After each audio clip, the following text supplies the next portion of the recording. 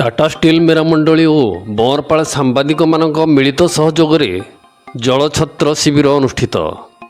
चलित ग्रीष्म ऋतुर प्रचंड खरा और गुळुगुळीरू साधारण जनता को सामान्य आश्वस्ति प्रदान करने उद्देश्य बंरपाल साप्ताहिक हाट निकट में टाटा स्टील मेरामंडली और बंरपाल गणमाध्यम प्रतिनिधि मिलित सहभागितार एक जलछत्र शिविर खोल जाइथिला।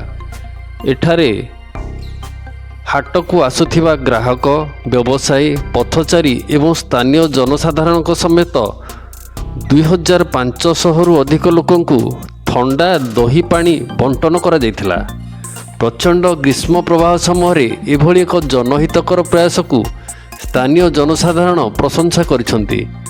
बंरपाल अंचलर समस्त सांबादिक माने एही बंटन कार्यक्रम रे सक्रिय भावे अंशग्रहण करथिले।